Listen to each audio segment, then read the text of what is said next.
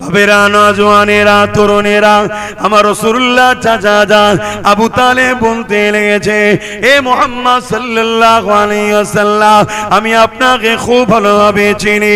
কেন? শিশুবেলা থেকে আপনাকে লালন পালন করছি, ছোটবেলা থেকে দেখছি।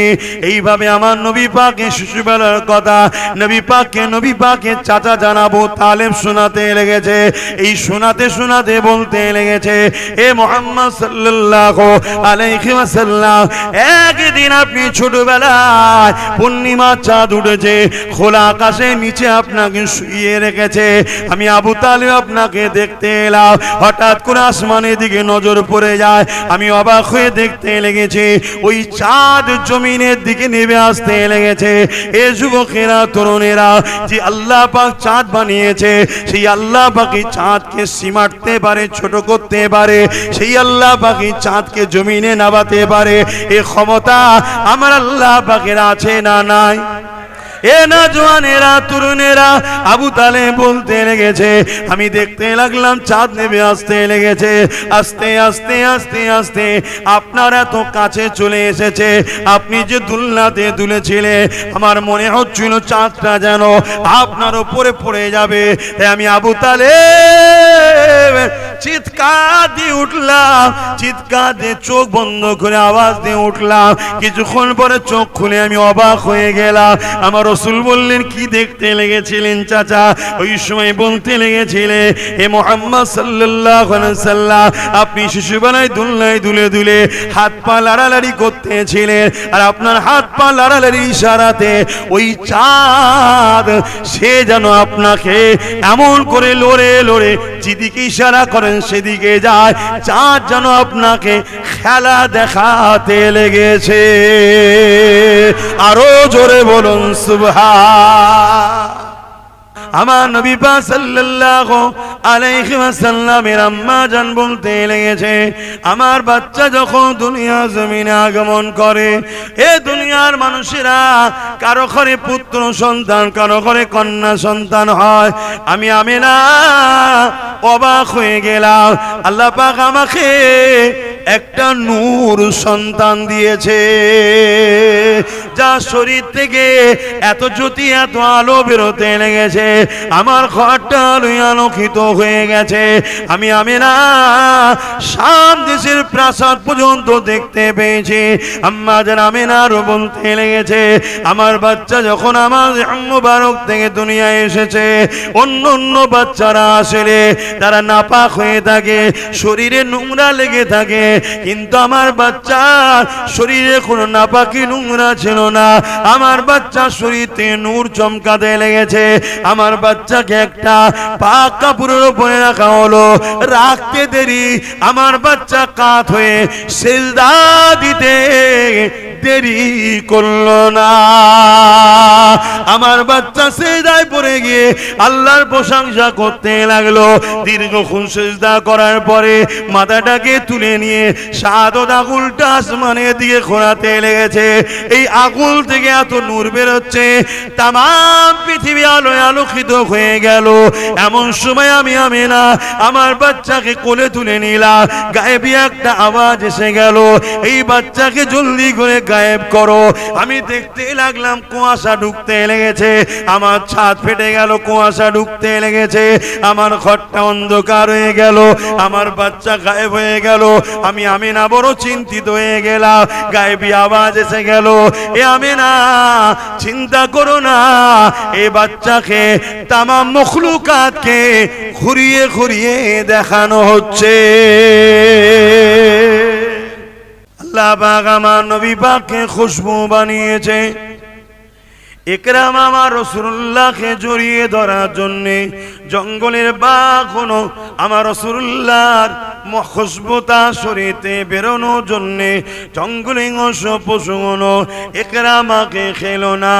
এ যুবকেরা, তরুণীরা, বাপেরা, আম্মা আমিনা বলতে লেগেছে, আমার শরীরে খুশবু বেরোতে লেগেছে।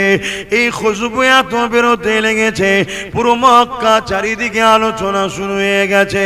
অলিতে অলিতে গলিতে সর্ব জায়গায় আলোচনা হতে লেগেছে, আমেনা এ আতর মাখে তো মাখে, কোথা থেকে আতর পায়, এ খুশবু কোথা থেকে পায়, এ খুশবু তো মক্কার কোনো জায়গায় পায় না।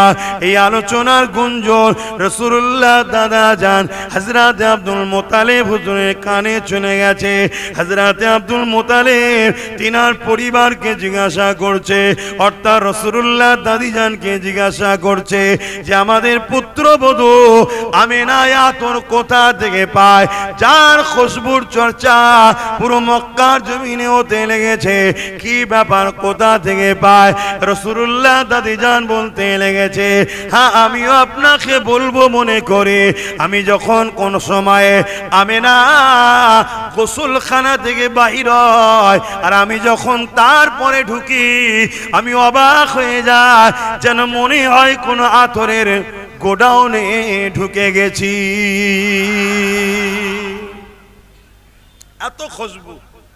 আহা, সেই নবীর উম্মত আমরা। নিজেকে চেনো। সামান্য দুনিয়া স্বার্থে ইসলামের দুশমনদের সঙ্গে উঠা বসা করে নিজের আখেরাত নষ্ট করো না। শুনছেন তো? হিন্দু হোক, খ্রিস্টান হোক, আদিবাসী হোক, সাঁওতাল হোক, বাগদি হোক, দুলে হোক, মুচি হোক, আরো কত ধর্মের মানুষ আছে, সবার সঙ্গে মেশো। ইসলামের নিষেধ নাই। সবাই মানুষ, সবাই মানুষ, ভাই ভাই মিলে মিশে থাকো। সবাই বাপ আদম মা হওয়ার ছেলে। শুনছো তো নাকি?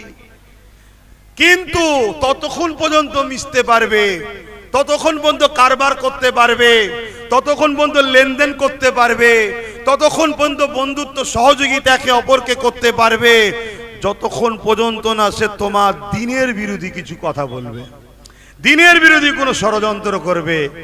মানুষ হিসাবে মানুষের সঙ্গে মিশা ইসলামে নিষেধ, জোরে বলো, নাই। কিন্তু যেই তোমার দ্বীনের বিরুদ্ধে আগুন তুলবে, সে অমুসলিম হোক আর মুসলিম সুরাতে মুনাফিক হোক, আর তার সাথে সম্পর্ক কোনোভাবেই রাখা যাবে না। তবে এতটুকু বলবো, আমার নবীর কথা, আমার কথাকে যারা ব্যঙ্গ করবে, ক্রিটিসাইজ করবেন, তারা আমার সঙ্গে বিরোধী করছেন না, তারা আল্লাহ রসুলের সঙ্গে বিরোধী করছেন। কেন? মুখ তো আমার, কথা তো আল্লাহ রসুলের। কথা শুনছেন না শোনেন নে? হ্যাঁ, আমি যা বলেছি, যা বলছি, আগামী তো আল্লাহ যেন সেইভাবেই বলায় যেটা কোরআন সুন্নাতে আছে। বাইরে কোনো কথা বলার আগে আল্লাহ যেন আমার জবানকে বন্ধ করে দেয়। বলুন আল্লাহুম্মা আমিন। কথা বুঝে আসছে?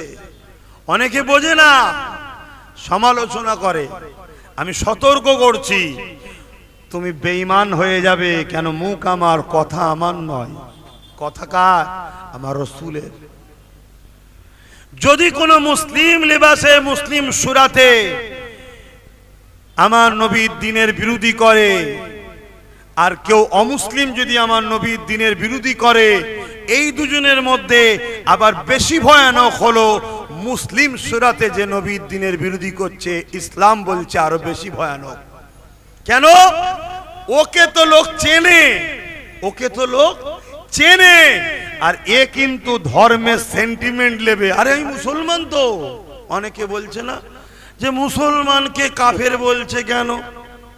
আচ্ছা, মুসলমানকে কাফের বলা যায়?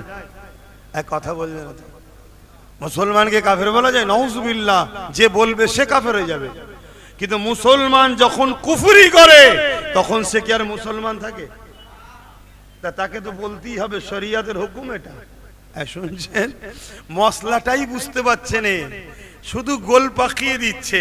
আর একদল মুনাফিক বক্তাও বেরিয়েছে, ওদের কাছ থেকে পয়সা নিচ্ছে, আর ওদেরকে বলছে জায়েজ জায়েজ জায়েজ জায়েজ জায়েজ জায়েজ, তুমি ঠিক আছো। ও ভাবছে এই তো আমার মোল্লা বলে দিয়েছি। কেমনটা জানেন?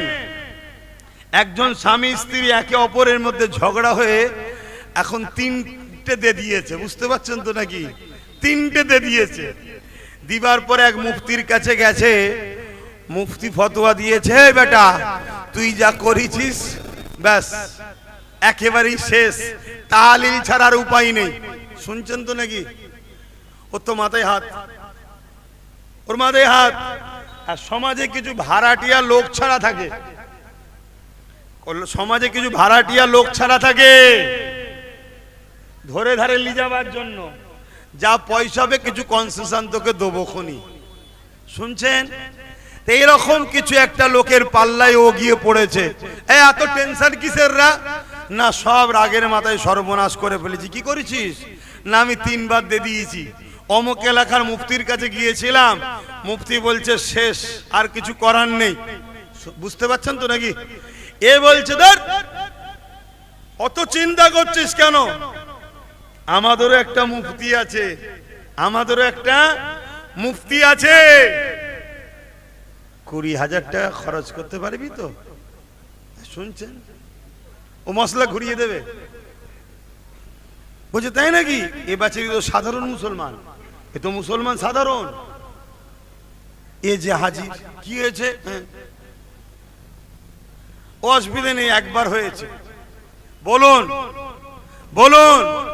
ফতোয়া দিয়ে তো ঘুরিয়ে দিল। ও সংসার করছে, 4টে ছেলে হয়েছে। এই 4টে ছেলে শরিয়াতের ভাষায় কি বলে? কে কথা বলছে না?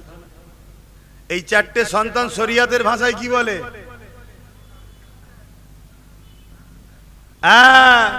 এখন বলুন, এই সন্তান আবার যদি বড় হলে নেতা হয়, এর দ্বারা মসজিদ মাদ্রাসা ইসলাম বাঁচবে? কিন্তু মুসলমানের ছেলে তো না, সমস্যাটা অন্য জায়গায় হয়ে গেছে। কিছু বুঝাতে পাচ্ছি? এইভাবে ইসলাম বিদ্বেষীরা, ইসলামের দুশ্মনেরা বড় প্ল্যান মাফিক আমার ধর্মের ঘরে এরকম দ্বারা আস্তে আস্তে বীজ রোপণ করে দিচ্ছে। তাই বলবো, শরিয়াতকে বোঝো। আল্লাহর আইনের বিরুদ্ধে কেউ যদি টক্কর লাই বিরোধী করে, সঙ্গে সঙ্গে সে কুফরি করলো। কুফরি যে করে তাকে শরিয়াত বলছে, সে কাফের হয়ে যাবে। আসেন বাপেরা, নজওয়ানেরা, আমার রাসূলে পাকে দাদি জান, আমার রাসূলে পাকের আম্মা জানকে ডাক দিলেন, এ আমেনা মা এদিকে আসো মা।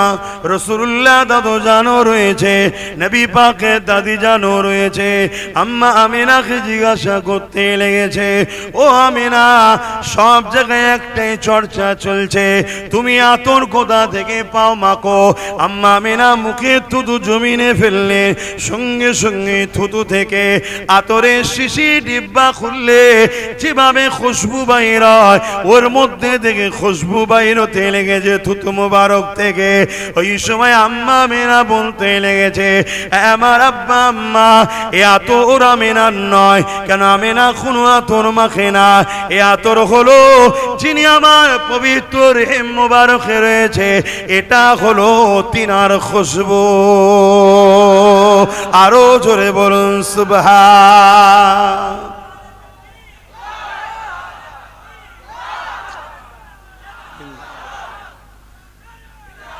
আমার যুবক ভাইরা, সেই নবী পাককে মোহাব্বত করো, ভালোবাসো, পিয়ার করো। তিনি আমাদের নেতা, আমাদের গর্ব হওয়া দরকার। এই খুশবুওয়ালা নবী ছেড়ে দিয়ে দুর্গন্ধওয়ালাদের পিছনে ছুটছো, বোকা কোথাকারে। তোমার নবীর আখলাক, চরিত্র, আদর্শ তোমাদের জন্য মডেল। আল্লাহ পাক কোরআনের মধ্যে বলে দিলেন, লাকাদ কানা লাকুম ফি রাসূলিল্লাহি উসওয়াতুন হাসানা। এ দুনিয়া মানুষেরা, আমি আল্লাহ পাক আমার হাবিবকে তোমাদের জন্য মডেল করে পাঠিয়েছে। তোমরা নামাজ পড়বে, আমার নবীকে দেখো। তোমরা রোজা রাখবে, আমার নবীকে দেখো। তোমরা হজ করবে, আমার নবীকে দেখো। তোমরা দান খয়রাত করবে, আমার নবীকে দেখো। তোমরা জিন্দেগি সংসার জীবন করবে, আমার নবীকে দেখো। জীবনের প্রতিটা মুহূর্তে নবী হলেন আমাদের মডেল। এ মুসলমান ঘরে ছেলে মেয়েরা শুনে রেখে দাও, এমনকি ধর্মনীতি আমার নবীকে দেখে অনুসরণ করো। সমাজনীতি আমার নবী পাক হলেন মডেল। পরিবার নীতি আমার নবী পাক হলেন মডেল। রাজনীতি আমার নবী পাক হলেন মডেল। রাষ্ট্রনীতি আমার নবী পাক হলেন মডেল। তোমার জিন্দেগিতে অন্য কাউকে অনুসরণ করা যাবে না, অন্য কাউকে ইত্তেবা করা যাবে না। তুমি পৃথিবীর যেখানেই থাকো না কেন, তোমার জন্য আল্লাহ একমাত্র মডেল করেছে মুহাম্মদ রাসূলুল্লাহকে। সেই নবীকে অনুসরণ করো, সেই নবী পাক সাল্লাল্লাহু আলাইহি সাল্লামকে পিয়ার করো, ভালোবাসো। আখরি জামানা ফিতনা ভরা পৃথিবী। আল্লাহ রসুল বলছে যেমন পানি হলে বাড়ির ছাদে বা বাড়ির ওপরে টালিতে খোলাতে যাই বলেন, যেভাবে পানি পড়ে আখরি জামানায় মানুষ ওইভাবে ফিতনার মধ্যে জড়িয়ে যাবে। ফিতনা তার বাড়িতে তার উপরে এইভাবে আসবে। এটা খুব কঠিন সময়। দাড়ি দেখিয়ে টুপি দেখিয়ে মুসলমান সেজে মৌলানা মুফতি পীর পীরজাদা বক্তা মুসলিম দরদি নেতা ইত্যাদি ইত্যাদি দেখিয়ে আমাদেরকে ধ্বংস করে দেওয়ার প্ল্যান চলছে। তবে মনে রাখবেন, দয়ার নবী এজন্য আমাদেরকে জানিয়ে দিয়েছে, আমার মান্যওয়ালারা, তোমরা আমাকে যারা মানো, রসুল বলছেন তোমরা কোরাইশের নেতৃত্ব মানবে। আমাদের লিডার হবে কোরাইশ বংশের ছেলে। এটা মাথায় থাকবে তো নাকি? তার পিছনে দাঁড়াবে, আমার রসুল বললেন। তাহলে কি হবে? নবীর বংশের খাতিরে আল্লাহর পক্ষ থেকে বরকত ও সাহায্য আসবে। জোরে বলুন সুবহানাল্লাহ। যা কাছেন আমার নবী পাকের মিলাদের মাস চলছে। আল্লাহ নবী শিশুবেলার আরো কিছু কথা আপনাদের কাছে বলি। কি গো, শুনবেন তো নাকি? না নবীর ছোটবেলার আলোচনা শোনা যাবে না, এরকম আকিদা নয় তো। তরুণেরা, আল্লাহ পাক আমার নবী পাককে কত নিয়ামত করেছেন। আম্মা জানামেনা বলতে লেগেছে, আমি একদিন ঘরের মধ্যে প্রবেশ করলাম, হঠাৎ করে দেখতে লাগলাম আমার ঘরের দেয়ালগুলো পর্যন্ত আমি আমেনা আমাকে সালাম দিতে লেগেছে, আমাকে মুবারকবাদ দিতে লেগেছে, আর বলতে লেগেছে, আমেনা রে ধন্য তুমি সাইয়্যিদুল মুরসালিনের মা হয়েছো। আম্মা আমেনা বলতে লেগেছে, আমি বড় আনন্দে দিন কাটাতে লাগলাম, আমি বড় আশ্চর্য অবাক হতে লাগলাম। এক এক রাত্রিরে এক এক নবী আলাইহিস সালাম গণ আমার খবরের মধ্যে আসতে লেগেছে, আমাকে এমন করে মোবারকবাদ দিতে লেগেছে, এ আমেনা তোমাকে আল্লাহ বড় ধন্য করেছে, দোনোজানের সুলতানের মা বানিয়েছে। আম্মা জান আমেনারও বলতে লেগেছে, আমি যখন রাস্তা দিয়ে যেতে লেগেছে, আমি অবাক হয়ে দেখতে লাগলাম পাথরের বালিকোনা গুলো, এমন করে পাথরগুলো আমি আমেনা আমাকে সালাম মুবারকবাদ দিতে লেগেছে। গাছগুলো ঝুঁকে গিয়ে আমি আমেনা আমাকে ইস্তেকবাল করে আমাকে সালাম দিতে লেগেছে। এমনকি আমি আমেনা আমি কুয়াতে যখন পানি পানতে গেলাম, কুয়ার পানি রশিদে তুলতে হতো, বড় কষ্ট হতো, বড় ব্যথা লাগতো, বড় যন্ত্রণা হতো, বড় কষ্ট হতো। কিন্তু আমি আমেনা নবী মুহাম্মদ রাসূল যখন আমার রেহেমে মুবারকে ছিল, আমি আমেনা যখন কুয়ার পানি আনতে গেলাম, আমি অবাক হয়ে গেলাম। ওই কুয়ার পানির ভেতর থেকে সালাম আসে, আমেনা তোমাকে সালাম মুবারকবাদ তোমাকে। হে আমেনা রে, কি দরকার ছিল পানি আনার জন্য কুয়ার কাছে আসার? এ আমেনা হুকুমটা করলে আমি পানি তোমার ঘরে গিয়ে ভরে দিয়ে আসতাম। আরো জোরে বলুন সুবহান। শুনছেন কি গো, শুনছেন তো নাকি? অনেক মুসলমান দাবিদার এমনও আছে যারা নবীর মোজেজা মানে না। মোজেজা বোঝেন কি গো, বলবেন তো হ্যাঁ কি না? মোজেজা বোঝেন?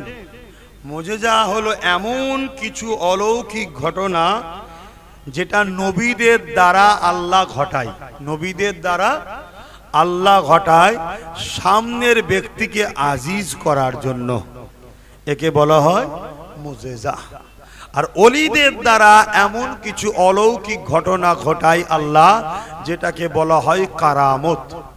মনে থাকবে, মুজেজা হক, কারামত হক, অস্বীকারী ইসলাম থেকে বেরিয়ে যাবে। শুনছে?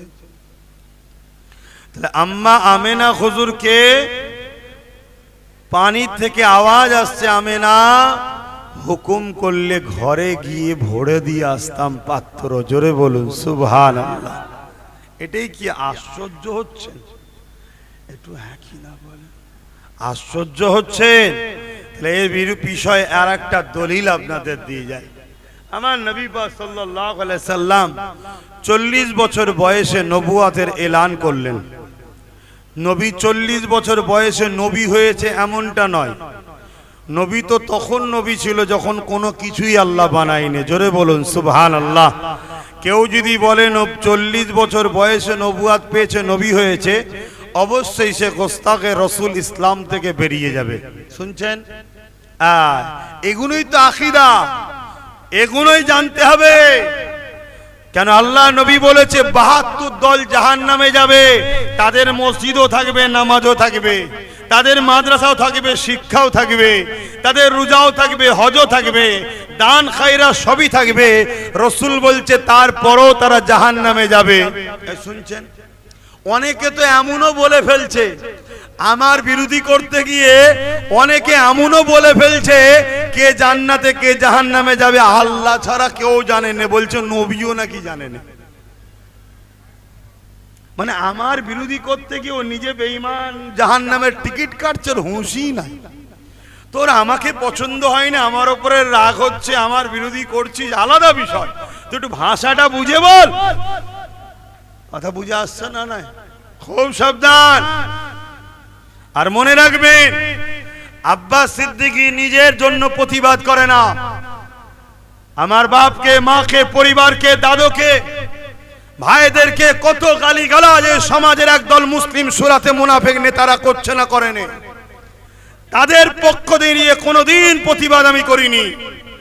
কিন্তু আমার রসুলের দ্বীনের ব্যাপারে যদি কেউ আঘাত দেয় তখন প্রতিবাদের দরকার আছে না নাই?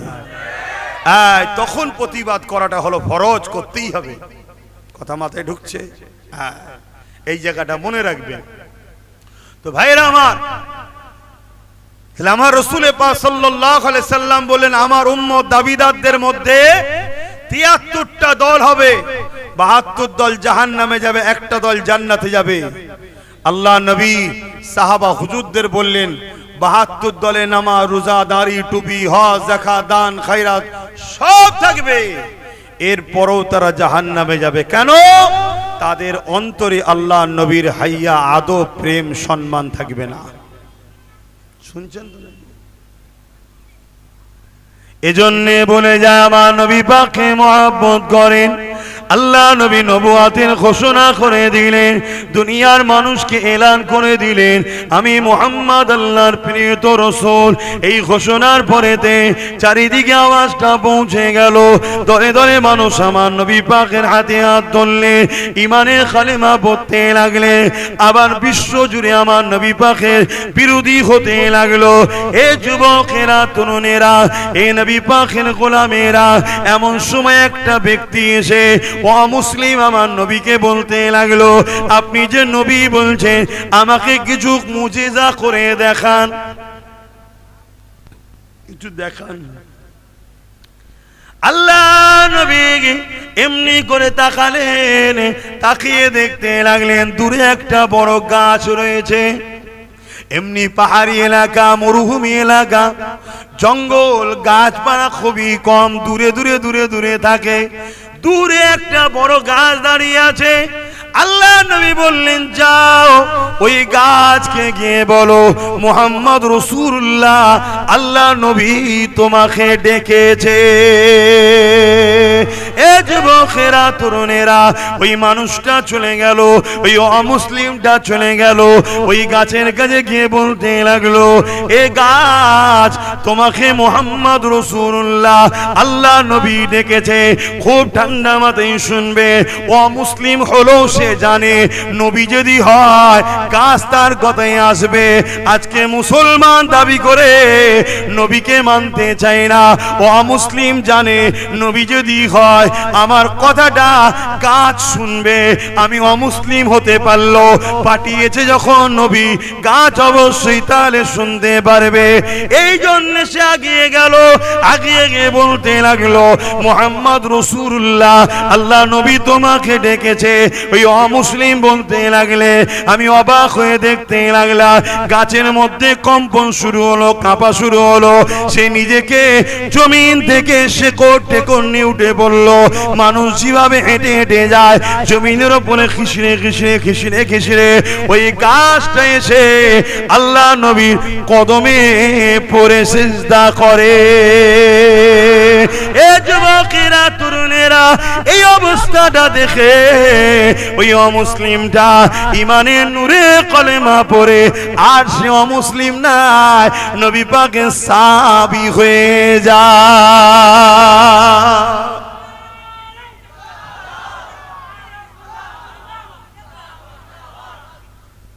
এখানে কয়েকটা কথা। একটা অমুসলিম, তার কথা গাছ শুনলো কি করে? এই শুনছেন, নবী ডাকবে, আসবে, এটা স্বাভাবিক ব্যাপার, কারণ আল্লাহ নবীদের পাওয়ার দিয়েছে। গাছটাকে তো নবী গিয়ে ডাকে না, গাছটাকে গিয়ে অমুসলিম বলছে। দ্বিতীয় নম্বর, সেই অমুসলিমের ভাষা, মানুষের ভাষা গাছ বুঝলো কি করে? তোমার এই সায়েন্সের ব্রেন কাজ করবে না এখানে। কেন?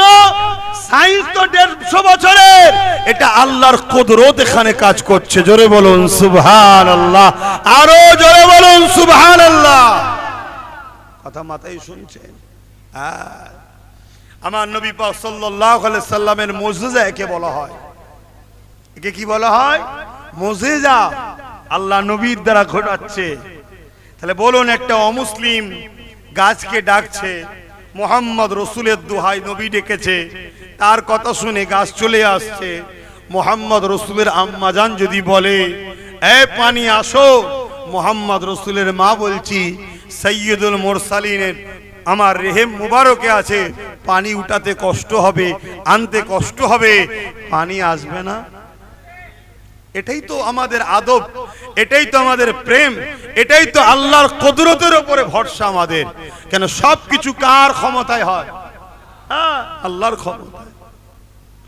বাবেরা, নওজওয়ানেরা, তরুণেরা, আমার রাসূলুল্লাহ চাচা যান আবু তালেব বলতে লেগেছে, এ মুহাম্মদ সাল্লাল্লাহু আলাইহি ওয়াসাল্লাম, আমি আপনাকে খুব ভালোভাবে চিনি। কেন শিশুবেলা থেকে আপনাকে লালন পালন করছি, ছোটবেলা থেকে দেখছি। এইভাবে আমার নবী পাকের শিশুবেলার কথা নবী পাকের চাচা যান আবু তালেব শোনাতে লেগেছে। এই শোনাতে শোনাতে বলতে লেগেছে, এ মুহাম্মদ সাল্লাল্লাহু আলাইহি ওয়াসাল্লাম, একদিন আপনি ছোটবেলায় পূর্ণিমা চাঁদ উঠেছে, খোলা আকাশের নিচে আপনাকে শুইয়ে রেখেছে। আমি আবু তালেব আপনাকে দেখতে এলাম, হঠাৎ করে আসমানের দিকে নজর পড়ে যায়। আমি অবাক হয়ে দেখতে লেগেছি, ওই চাঁদ জমিনের দিকে নেমে আসতে লেগেছে। এ যুবকেরা, তরুণেরা, যে আল্লাহ পাক চাঁদ বানিয়েছে, সেই আল্লাহ পাকই চাঁদকে সীমাটতে পারে, ছোট করতে পারে। সেই আল্লাহ পাকই চাঁদকে জমিনে নামাতে পারে। এই ক্ষমতা আমার আল্লাহ পাকের আছে না নাই? এ নওজওয়ানেরা, তরুণেরা, আবু তালেব বলতে লেগেছে, আমি দেখতে লাগলাম চাঁদ নেমে আসতে লেগেছে। আস্তে আস্তে আস্তে আস্তে আপনার এত কাছে চলে এসেছে। আপনি যে দুলনাতে দুলেছিলেন, আমার মনে হচ্ছিল চাঁদটা যেন আপনার উপরে পড়ে যাবে। আমি আবু তালেব চিৎকার দিয়ে উঠলাম, চিৎকার দিয়ে চোখ বন্ধ করে আওয়াজ দিয়ে উঠলাম। কিছুক্ষণ পরে চোখ খুলে আমি অবাক হয়ে গেলাম। আমার রাসূল বললেন, কি দেখতে লেগেছিলেন চাচা? ওই সময় বলতে লেগেছিলেন, হে মুহাম্মদ সাল্লাল্লাহু আলাইহি সাল্লাম, আপনি শিশুবেলায় দুলনায় দুলে দুলে হাত পা লাড়ালাড়ি করতেছিলেন, আর আপনার হাত পা লাড়ালাড়ি ইশারাতে ওই চাঁদ সে যেন আপনাকে এমন করে লড়ে লড়ে যেদিকে ইশারা করেন সেদিকে যায়। চাঁদ যেন আপনাকে খেলা দেখাতে লেগেছে। আরো জোরে বলুন সুবহান। যে রাসূলুল্লাহর উংলির ইশারায় শিশুবেলায় চাঁদ লড়ালড়ি করে, ডান দিকে ইশারা করলে ডান দিকে যায়, বাঁ দিকে ইশারা করলে বাঁ দিকে যায়। সেই রাসূলুল্লাহকে লিডার বলে মানো, নেতা বলে মানো, দ্বিতীয় কাউকে মেনো না। শুনছো তো নাকি? আর সেই নবীর রাস্তায় যারা চলবে তাদের পাশে দাঁড়াও, তাদেরকে সহযোগিতা করো। সে ধর্ম নেতা হোক আর রাজনেতা হোক, যারা আমার নবীর দ্বীনের পক্ষে নয় এবং বিরোধী করে, তাদের সঙ্গে কোনোভাবে সম্পর্ক, সে ধর্ম নেতা হোক আর রাজনেতা হোক, রাখা যাবে? আওয়াজ দিয়ে বলুন। আর যদি রাখো, কিয়ামতের দিন নবীর শাফাতের আশা করো না। কেন? তোমার গাফলতির জন্যই আজকে তোমার নবীর দ্বীনের উপরে আঘাত দেওয়া হচ্ছে। তোমার গাফলতির জন্যই আজকে মসজিদ মাদ্রাসাগুলোকে বুলডোজার দিয়ে ভাঙা হচ্ছে। পুরো দেশ জুড়ে চলছে। অন্যান্য রাজ্যে চলতো শুনতাম, আজ পশ্চিম বাংলাতেও মাদ্রাসা ভাঙা হচ্ছে, পশ্চিম বাংলাতেও মসজিদের উপর আঘাত দেওয়া হচ্ছে, পশ্চিম বাংলাতেও জুলুম অত্যাচার ইসলামের উপরে শুরু হয়েছে। এইটা দোষ আমাদের, আমাদের দোষের কারণে আজকে এই সুযোগ সুবিধা, এই জুলুম অত্যাচার ইসলামের উপরে হচ্ছে। অতএব কিয়ামতের দিন মুখ কিন্তু আল্লাহর কাছে দেখাতে হবে। কিয়ামতের দিনে কোন নবীরাও আল্লাহ পাকের কুদরতির সামনে কথা বলার ক্ষমতা রাখবে না। নবীরাও নফসি নফসি করবে কিয়ামতের দিনে।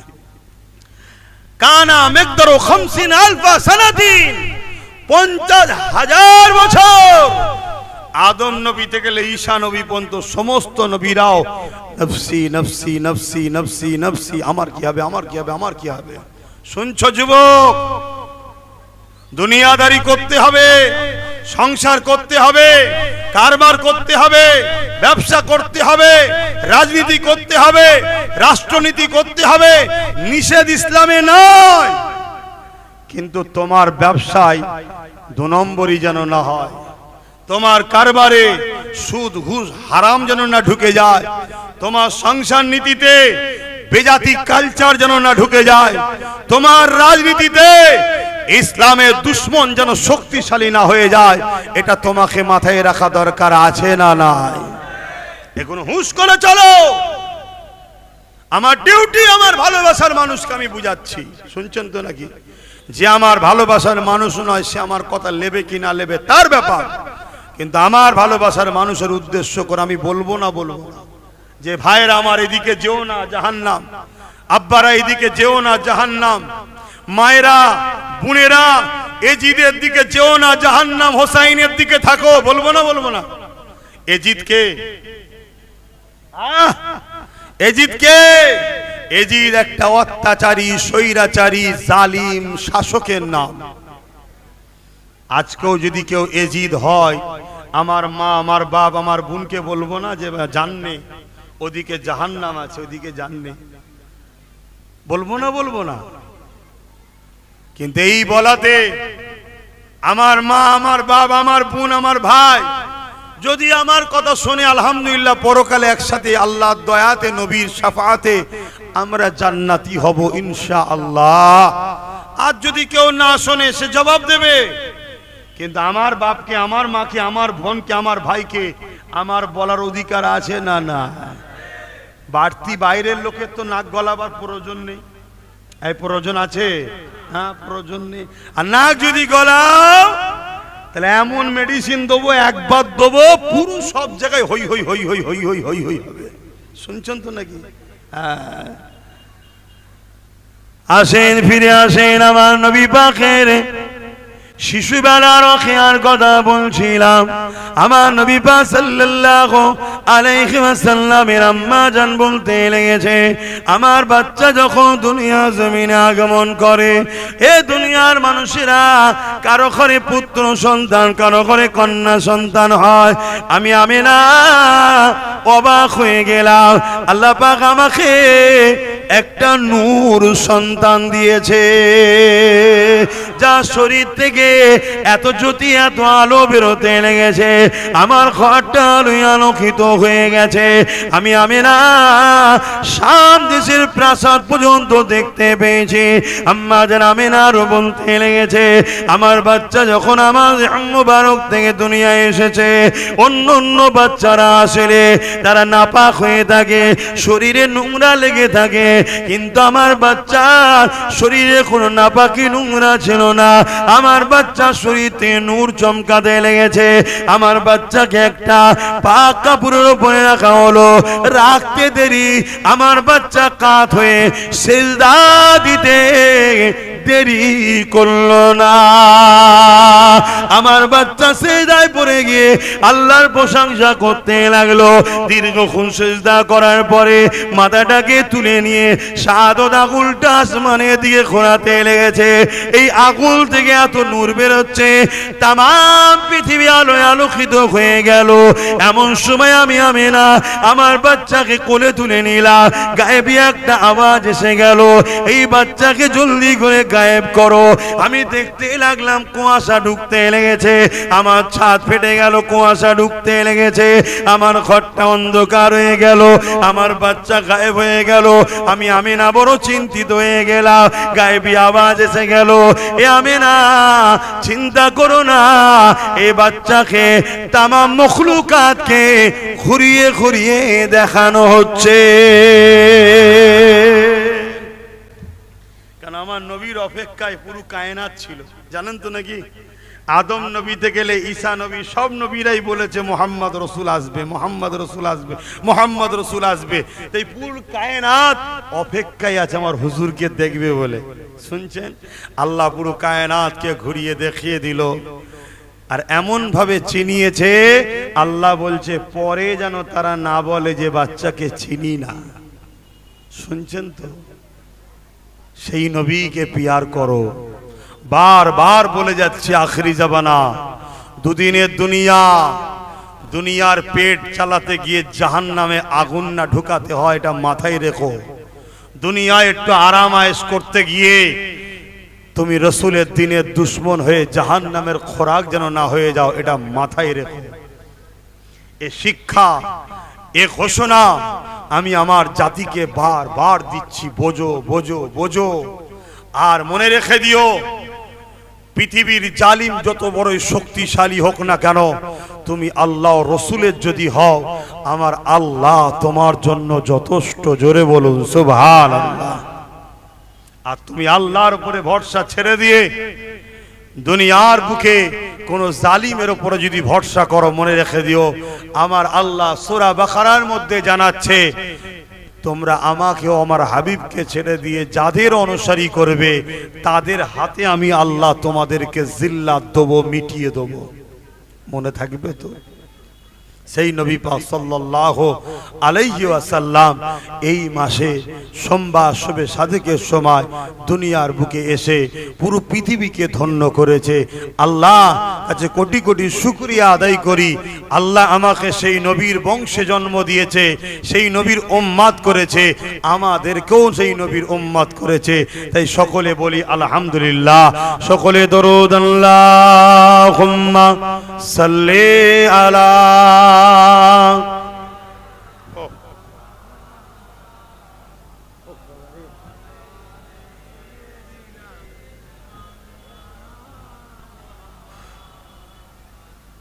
फलक के नजारों, ज़मीं के बहारों, खुशी सब मनाओ, हुजूर आ गए हैं, हुजूर आ गए हैं, हुजूर आ गए हैं, हुजूर आ गए हैं, हुजूर आ गए हैं।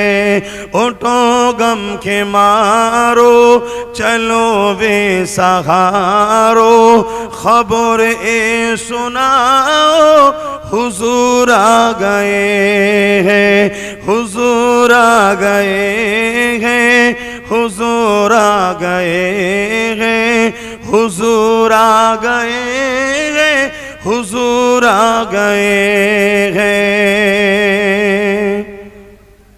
अनोखा निराला उजीसान आया, अनोखा निराला उजीसान आया, सारे रसूलों का सुल्तान आया।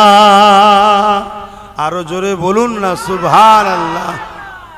আমার নবী তো সমস্ত রসুলদেরও সুলতান, জোরে বলুন সুবহানাল্লাহ। হুজুর আমাদেরও নবী, সমস্ত নবীদেরও নবী, জোরে বলুন সুবহানাল্লাহ। अनोखा निराला उजीसान आया, सारे रसूलों का सुल्तान आया। उठो गम के मारो चलो बेसहारो, खबर ये सुनाओ हुजूर आ गए हैं, हुजूर आ गए हैं, हुजूर आ गए हैं, हुजूर आ गए हैं, हुजूर आ गए हैं। अल्लाहुम्मा सल्ली अला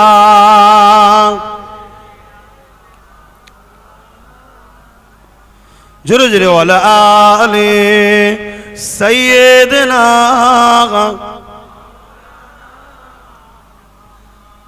আমার আব্বা জানেরা, ভাইরা, নওজওয়ানেরা, ঈশান নামাজের ব্যাপার আছে, আসুন একটু সালাম দিই, তারপর দোয়া হবে। ইয়া নবী সালাম।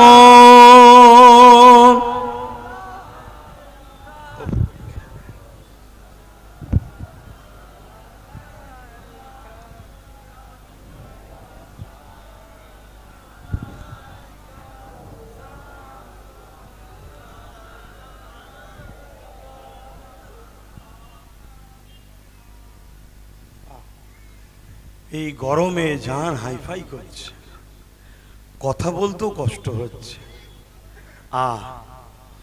একটু ভাবেন, একটু ভাবি, যদি দুনিয়াতে আমাদের এই হয় এই গরমে, আখিরাতে কি হবে? আল্লাহকে ভয় করো যুবক। আমার যুবক ভাইয়েরা শুনছো তো? নিজের যদি ভুল করেও ফেলো, নিজের যদি ক্ষতি করেও ফেলো, আল্লাহ বড় দয়ালু, তিনি গফুর ও গফার, তিনি রহিম ও রহমান, তিনি মাফ করবেন, কথা দিয়েছে, জোরে বলুন সুবহানাল্লাহ। বনি ইসরাইল কওমের একটা ছেলে ছিল, সেই ছেলে হালকা বয়সে অর্থের গরমে, তার বিরুদ্ধে কেউ বলার ছিল না, সে রোজ শরাব পান করত আর তার চরিত্র খারাপ ছিল, বাজার থেকে নারীদের খরিদ করে আনত। তো একদিন ওই যুবকটা, আমার ভাইগুলো শুনছো তো, একদিন ওই যুবকটা বাজার থেকে এক মহিলাকে খরিদ করেছে। তৎকালীন সময়ে 60 দিরহাম দিয়ে, যেটা আজকের বাজারে মনে হয় 10-20, আরো বেশি তো কম নয়, লক্ষ টাকা হতে পারে, কম বেশি যাই হোক, সোনার টাকা তখন ছিল আরো দামি। মুসা আলাইহিস সালামের জমানার কথা বলছি, আজকের কথা নয়। তখন সোনার টাকা ভারী টাকা ছিল, যত দিন যাচ্ছে তো কাগজ চলে এসছে, আর এখন বর্তমান তো আরো অবস্থা খারাপ। বেশি দিন যে নুকিয়ে রাখবে, রাখারও উপায় নেই, বার করে দেখবে শুধু কাগজ টাকার অক্ষর চলে গেছে। কি আমার দেশে যা নতুন বেরিয়েছে আমাদের, নাম আর বলছি না, থাক, কেন ধর্মসভা তো, এটা অন্য বিষয়, তাই বললাম না। তো যাই হোক, হযরতে ওই বনি ইসরাইল কওমের যুবকটা প্রতিদিনের ন্যায় একটা নারীকে খরিদ করে নিয়ে এসেছে, শরাব নিয়ে এসেছে, সে প্রতিদিন একসাথে বসে শরাব পান করে আর চরিত্র নষ্ট করে, বাকিটা সব বুঝতে পারছে। প্রতিদিনের নাই এই মহিলাকে, তার অনেক খাদেমাও আছে, আবার বাড়িতে পয়সা আছে, সাজিয়ে গুজিয়ে সব রেখেছে, এই সাজাবার জন্য লোক রেখেছে।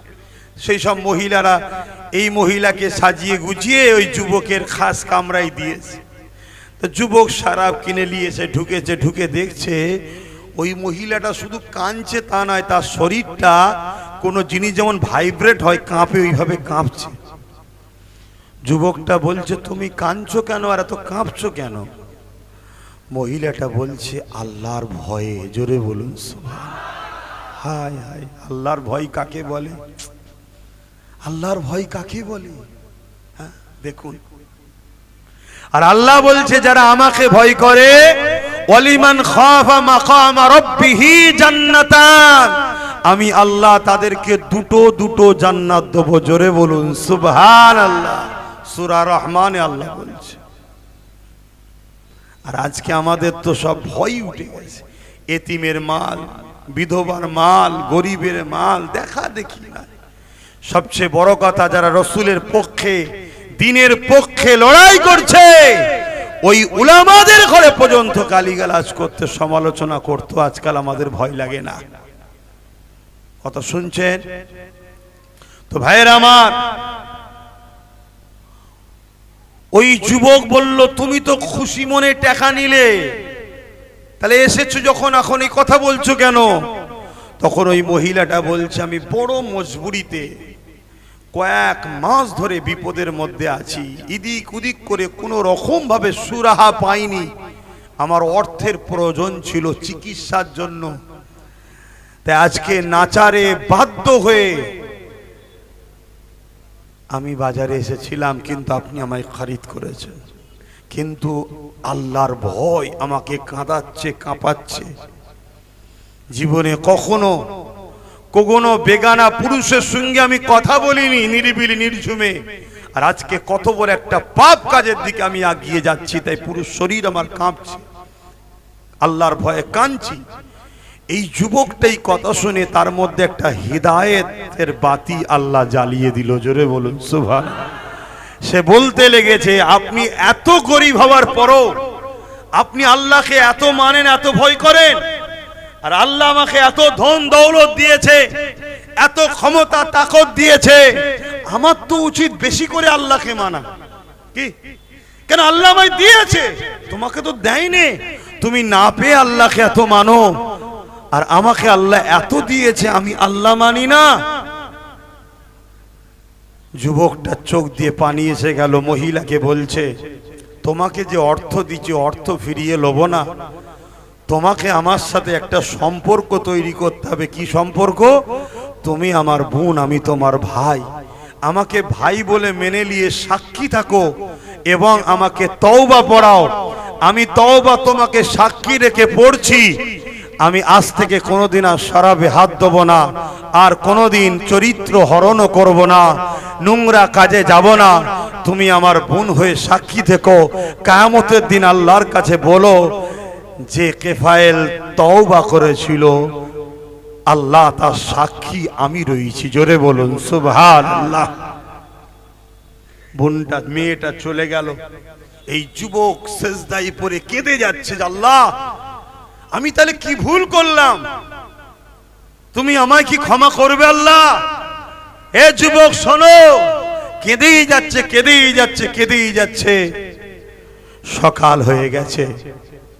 প্রত্যেকটা বাড়িতে, গ্রামের মানুষ সবাই জানে এই বাড়ির ছেলেটা খারাপ, তাই সবাই দরজার গোড়ায় তাকায়, না জানি আবার আজকে কোন মহিলাকে নিয়ে এসছে।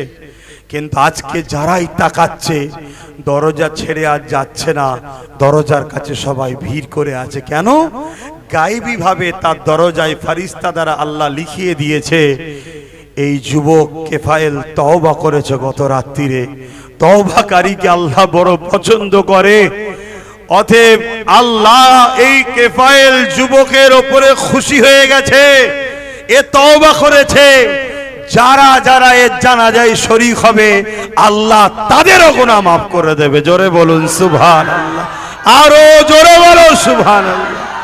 এ আমার যুবকেরা, এ আমার ভাইয়েরা, অন্য নবীর উম্মত হয়ে এত বড় পাপ করে তওবা করার সুযোগ পেয়েছে, তওবা করার জন্য আল্লাহ যদি মাফ করে দেয়, এ যুবক ভুল করেছো তওবা করো, নামাজ কাজা করেছো তওবা করো, রোজা কাজা করেছো তওবা করো, গান শুনেছো তওবা করো, অন্যায় করেছো তওবা করো, সিনেমা দেখেছো তওবা করো, যাত্রা কাছে তওবা করো, ইসলাম বিদ্বেষী নেতাদের সঙ্গে দল করেছো তওবা করো, ইসলামের দুশমনদেরকে ভোট দিয়ে সাপোর্ট করেছো তওবা করো।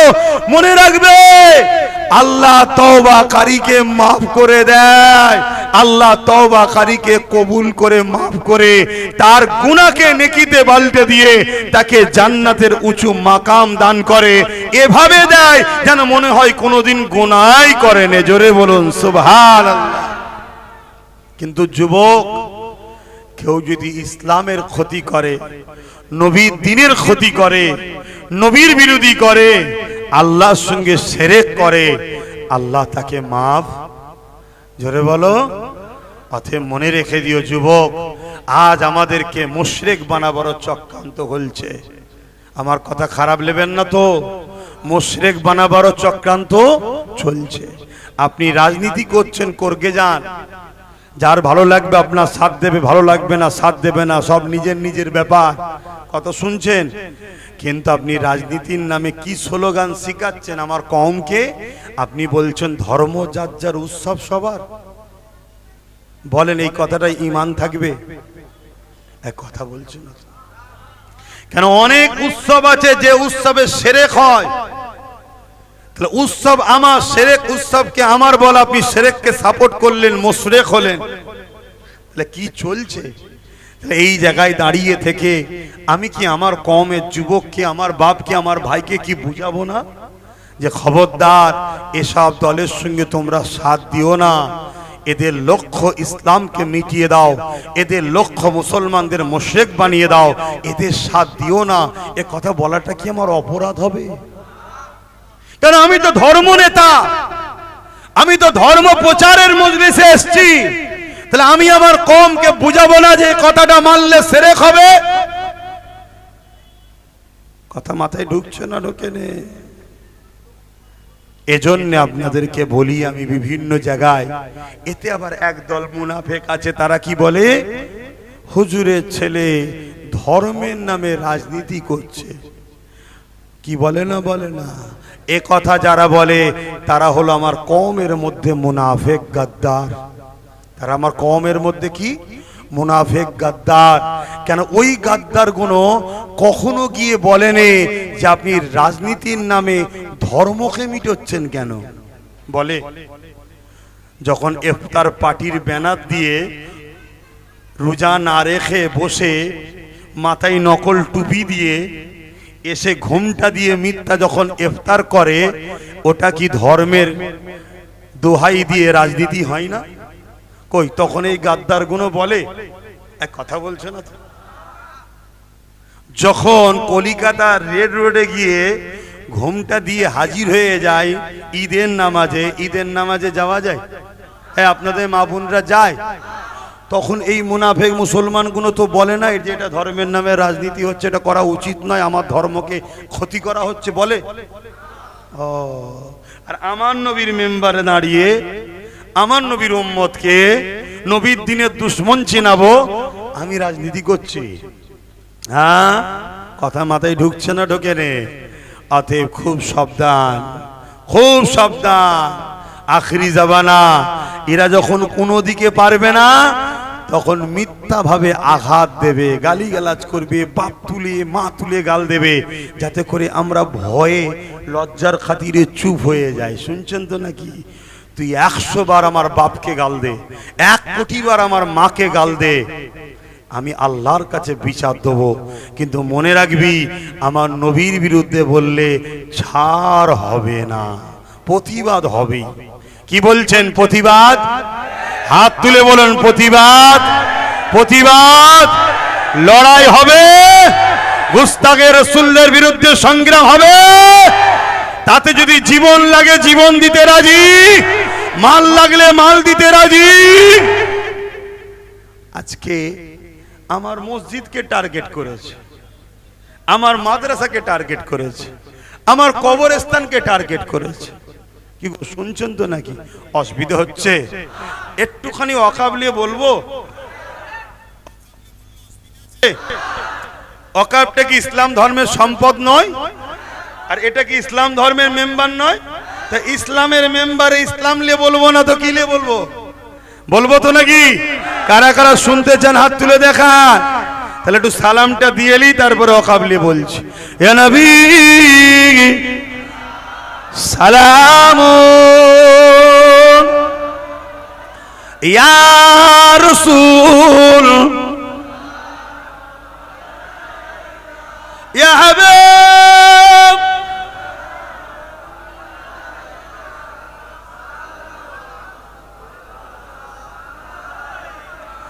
কঠিন হাসরের দিনে কি আছে মোদের কপালে, গুনাহগার উম্মাহ আত আপনার লইবেন সঙ্গে এ মাহশরে। নবী সালাম, ইয়া রাসূল, ইয়া হাবিব,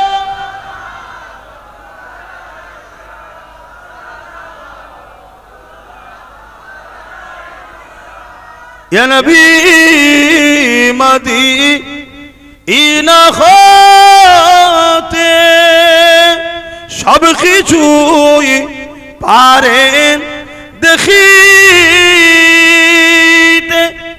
মোদের লাশ কবরে এ রাখিলে লইবেন আপন করে। নবী সালাম, ইয়া রাসূল, ইয়া হাবিব সালাম, সালাওয়াতুল্লাহ। সকলে গায়ে বসুন। বালাগাল উলা বিকামালি।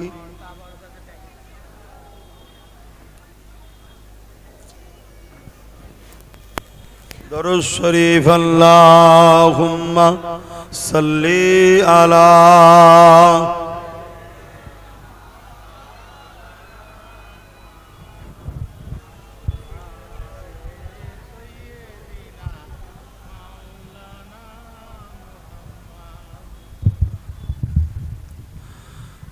सल्ले अला पुकारो सरकार आ गए हैं, सल्ले अला पुकारो सरकार आ गए हैं, उठो बेसहारो सरकार आ गए हैं। अल्लाहुम्मा सल्ली अला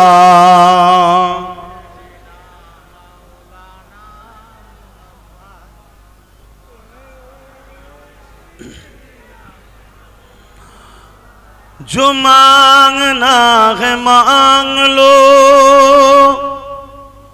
जो लेना है सो ले लो, जो मांगना है मांग लो, जो लेना है सो ले लो। दुनिया के ताजदारों सरकार आ गए हैं, सल्ले अला पुकारो सरकार आ गए हैं, उठो बेसहारो सरकार आ गए हैं। अल्लाहुम्मा सल्ली अला।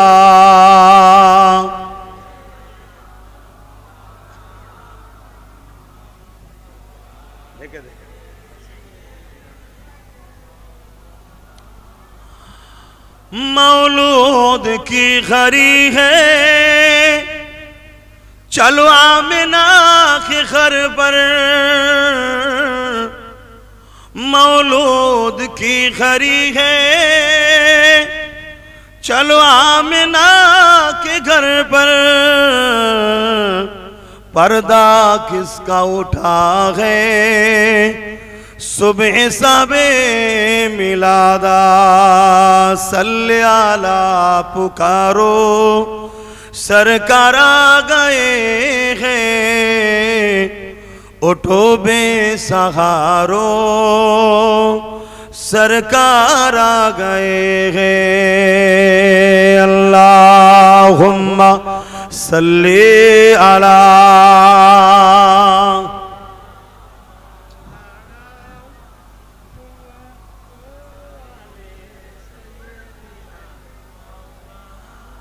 আমার বাপজানেরা ভাইরা মনে রাখবেন, ভারতবর্ষ সর্বধর্মের দেশ। ভারতবর্ষ চলে একটা সংবিধান দ্বারা, শুনছেন তো? দেশের বিষয়ে কথা বলার হুকুম ইসলামে আছে না নাই? হ্যাঁ, দেশকে ভালোবাসা এটা আমার নবীর সুন্নাত। জোরে বলুন। আমার নবীর দেশের নাম হলো মক্কা, মাতৃভূমি। নবী মক্কাকে ভালোবাসতেন, তখন ছোট ছোট ছিল, এখন অনেক বড় হয়েছে। নবী মক্কা মাতৃভূমির জন্য কেঁদেওছেন। বলুন সুবহানাল্লাহ। মাতৃভূমি বলতে মায়ের ভূমি যেটা। আমাদের মাতৃভূমি হলো ভারতবর্ষ। আমাদের মাতৃভূমি কি? ভারতবর্ষ। নবীর উম্মত হিসাবে দেশকে ভালোবাসতে হবে না? হবে না? কে আমাদের সঙ্গে গাদ্দারি করছে তার বিরুদ্ধে আমাদের লড়াই ছিল, আছে, থাকবে। কিন্তু দেশ আমাদেরকে ভালোবেসেছে, দেশ আমাদের মাতৃভূমি। আমরা দেশকে ভালোবাসছি, বাসবো। আমাদের নসলে যত বাচ্চা আসবে সবাই দেশকে ভালোবাসবে। শিক্ষা দেব না? দেব না? তা আমার দেশের সরকার, কেন্দ্র সরকার ক্ষমতার জোরে একটা আইন করেছে, ওয়াকাফ কালা কানুন। এ কথা প্রতিটা মজলিসেই আমি বলি, আর আমি মনে করি প্রত্যেকটা আলেম উলামা, পীর পীরজাদা, বক্তা, ইমাম দু লাইনে হলো প্রতিটা জায়গাতে মাইক পেলেই ওয়াকাফ নিয়ে বলা দরকার। কেন আমরা জানি বাবরি মসজিদের কথা ভুলে যাওয়ার জন্য রায়টাও কিন্তু উল্টো হয়েছিল, মনে পড়ছে? আর আন্দোলনের চাপ বাড়বে যত, রায়টাও পক্ষে থাকার সম্ভাবনাও তত। যেমন কয়েকদিন আগে সুপ্রিম কোর্ট এটা রায় দিয়েছে, একটু হলেও স্বস্তি পাওয়া যাচ্ছে।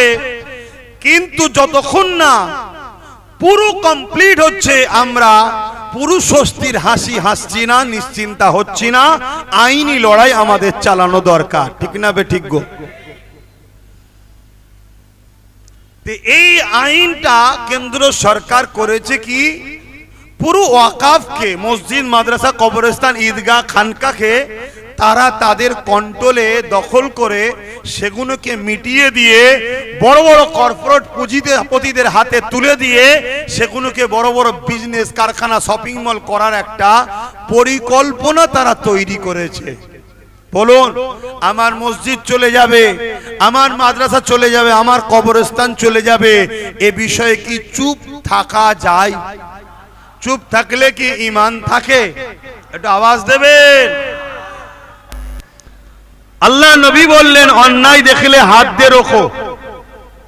তাহলে আমার মসজিদ কেউ মেটাতে চাইছে, এটা নাই না অন্যায়? তাহলে হাত দিয়ে রুখতে হবে। নবী দ্বিতীয় বললেন, যদি হাতে রুকার ক্ষমতা না থাকে মুখ দিয়ে প্রতিবাদ করো। তাহলে মুখ দিয়ে প্রতিবাদ করতে হবে। যদি মুখে প্রতিবাদ করতে নাও পারো, অন্তরে ঘৃণা করো, তাহলে ঘৃণাও করতে হবে। এই তিনটের মধ্যে কোনটা যার মধ্যে নাই, রাসূল বলছে তার মধ্যে ঈমান নাই। আজকে কেন্দ্র সরকার তিনি রাজনীতি করছে, তিনারা রাজনীতি, রাষ্ট্রসেবা, রাষ্ট্রবাসীর সেবা, সেদিকে খেয়াল না দিয়ে দেশটাকে তো দেউলিয়া করেই দিয়েছে, দেশটাকে তো বিক্রি করেই ফেলেছে।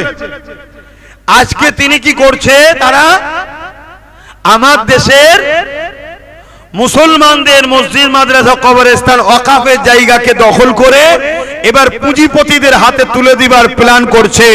এই অন্যায়ের বিরুদ্ধে লড়াইয়ের দরকার আছে না নাই? কিন্তু দুঃখের বিষয়, এই অন্যায়ের বিরুদ্ধে পুরো দেশ জুড়ে লড়াই চলছে, কিন্তু যখনই আমরা পশ্চিম বাংলাতে এই অন্যায়ের বিরুদ্ধে লড়াই করতে যাব বা এই অন্যায়ের বিরুদ্ধে লড়তে যাব, ঠিক তেমনই সময় আমার রাজ্যের সিএম কি বলছে, ওয়াকাফলে যদি আমার রাজ্যে কেউ গুলোগুলি করো, আন্দোলন করো, তাহলে তার সব থেকে বড় দুশ্মন, শত্রু আমি হব। বলেছে না বলেন? ঠিক এমন কথা কেন্দ্র সরকার মসজিদ ভাঙবে, পশ্চিম বাংলার মুসলমান বিরোধী করতে পারবে না। কেন্দ্র সরকার মাদ্রাসা ভাঙবে, পশ্চিম বাংলার মুসলমান তোমরা বিরোধী করতে পারবে না। যদি করো তাহলে সব থেকে বড় দুশ্মন আমি হব। বলুন, রাজ্য সরকারের এই কথাটা ইসলাম বিদ্বেষী হ্যাঁ আর না? জোরে বলুন, যারা হ্যাঁ বলছেন হাত তুলে দেখান, যারা হ্যাঁ বলছেন হাত তুলুন। তাহলে আপনারা স্বীকার করছেন তো? হাত লম্বা করে তুলে রাখুন। স্বীকার করছেন তো নাকি? তাহলে কেন্দ্র সরকার ইসলামের বিরুদ্ধে, রাজ্য সরকারও ইসলামের বিরুদ্ধে, হ্যাঁ কি না? তাহলে বলুন, ইসলামের বিরোধী করবে, মসজিদ মাদ্রাসার ক্ষতি করবে, শরিয়াত বলছে তার বিরুদ্ধে হাত দিয়ে লড়ো। যদি হাতে ক্ষমতা না থাকে মুখ দিয়ে প্রতিবাদ করো, মুখে যদি ক্ষমতা না থাকে ঘৃণা করে দূরে সরে যাও। এই তিনটের মধ্যে কোনোটা যদি না থাকে তার মধ্যে ঈমান নাই। আজকে কেন্দ্র সরকারকে যেমন আমরা প্রথম থেকেই ত্যাগ করেছি, সবাই জানে কেন্দ্র সরকার ইসলামের দুশমন, জানে না? জানে না, অর্থাৎ প্রকাশ্য দুশমন। কিন্তু রাজ্য সরকার বন্ধু সেজে দুশমন। আমরা সবাই এর পাশে দাঁড়িয়েছিলাম, লক্ষ কোটি মুসলমানের পাশে দাঁড়িয়েছিল। আজকে মুসলমানদের ক্ষমতায় এসে আজকে সে তার আসল রূপটা দেখাচ্ছে। এই জায়গায় দাঁড়িয়ে থেকে আমি আপনার সিদ্দিকী নবীর হাদিস তোমাদেরকে জানাই, মসজিদের দুশমন, মাদ্রাসার দুশমন, কবরস্থান, ঈদগাহ, খানকার দুশমন। কেন্দ্র সরকার হলো প্রকাশ্য দুশমন, রাজ্য সরকার হলো বন্ধু সেজে দুশমন, যাকে আরবিতে মুনাফিক বলা হয়। এই প্রকাশ্য দুশমন আর মুনাফিক দুশমন, এই দুই দুশমনের থেকে যদি আমরা দূরত্ব বজায় না করি, এদের বিরুদ্ধে যদি আমরা না দাঁড়াই, রাসূলুল্লাহর হাদিস অনুযায়ী আমাদের ঈমান থাকবে। জোরে বলুন, থাকবে। মাথায় ঢুকান শরীয়তকে। আপনার সঙ্গে কারো রুজি রুটি, চাকরি বাকরিলে লড়াই, ওটা দুনিয়া, আলাদা বিষয়। কিন্তু তুমি ধর্মের বিরুদ্ধে গেলে কেন? লড়াই হচ্ছে ওর বিরুদ্ধে, আপনি নাক গলালেন কেন? ধর্ম লড়াই হচ্ছে কেন্দ্র সরকারের বিরুদ্ধে, আপনার বুকে ব্যথা হলো কেন? তাহলে ভাই বোনে মিলেমিশে আছে না নাই? আজকেই তো কোন একটা দলের সভাপতি বলেছে যে আমরাই তো ওকে সাপোর্ট করেছি, ও তো আমাদেরই লোক। দেখেছেন না? দেখেন এই খবরটা দেখেন। হ্যাঁ, তারা আবার আমাকে দাগ লাগায়, শুনছেন তো নাকি? হ্যাঁ, দুর্গন্ধ আতরের সমালোচনা করছে, ঠিক এই রকম টাইপেরই হচ্ছে। কথা শুনছেন তো? আজ আপনাদেরকে আমার জানানো দরকার ছিল, আমি জানালাম। এবারে কে আমার কথা নেবে না নেবে আমার জানার দরকার নেই তো। শরিয়ত তো আমার নয়, হাদিসটা তো আমি বলিনি। শুনছেন না? শোনেননি? আমার মুখ দিয়ে বার করেছি। রাসূল বলল অন্যায় করলে তার বিরুদ্ধে হাত দিয়ে লড়ো। তাহলে যারা দিনকে মিটে যাবার মতো অন্যায় করছে, তাদের বিরুদ্ধে লড়াই করতে হবে না হবে না? আর তুমি মুসলমান দাবি করে লড়াই করা ছেড়ে দিয়ে তাকে সাপোর্ট করবে, তাকে শক্তিশালী করবে, আগামী দিন আরো আইন তৈরি করে আরো ধর্মের ক্ষতি করবে, আর সে জায়গায় যেই মুসলমান চিল্লাবে তুমি তাদেরকে জেল দেবে, মারবে, পিটবে, অত্যাচার করবে। এই জালিমদেরকে সহযোগিতা করা ইসলামের সাথে দুশ্মনী করা। ইসলামের সঙ্গে দুশ্মনী করলে তার ঈমান কথা মাথায় ঢুকেছে। এরপরেও যদি মনে হয় যে আব্বাস সিদ্দিকী ভুল ফতোয়া দিচ্ছে, অনেক শাসক আলেম পোষে, অনেক শাসক কি পোষে আর জোরে বলবেন তো, হতভাগা আকবরের নাম শুনেছেন তো, আলেম পুষতো। আমাদেরও অনেক আছে আলেম পোষে, তাহলে সেই সব শাসকদের বলবো মৌলী সাহেবদের নাবাও না, ইদিক উদিক হুড়োহুড়ি না করে আমার সঙ্গে ডাইরেক্ট ডিবেটে বসাও, ডাইরেক্ট ডিবেটে বসাও। আমি জানতে চাই মসজিদ মাদ্রাসার বিরুদ্ধে যারা, তাদেরকে সাপোর্ট করা ইসলামে হালাল না হারাম, এ ফতোয়া দিক তারা। শুনছেন না শোনেননি? হ্যাঁ, একটা হিন্দু, খ্রিস্টান, আদিবাসী, দৈলি, সাঁওতাল, বাগদি, প্রথমেই বলেছি সবার সঙ্গে ব্যবসা, লেনদেন, উঠা বসা, মিশা, ভাই ভাই আমরা সবাই, বাপ আদম মা হওয়া সন্তান, কোনো অসুবিধা নেই। কিন্তু যখনই সে দিন ইসলামকে মিটাতে চাইবে, তাকে আর সাপোর্ট করা, তাকে আর সহযোগিতা করা যাবে না। একটা গাছ লাগালে ওই গাছটা 20 গাছ, 20 ফল। শুনছেন তো? এলাকার সবাই বললে গাছ লাগাস না, এটা 20 ফল, এই ফল খেয়ে মানুষ মারা যাবে। এখন আপনার গাছের ফল খেয়ে বা পাড়ার 2-4টে ছেলে মারা গেল, থানা এসে পুলিশ আপনাকে তুলে নিয়ে যাবে না? যাবে না।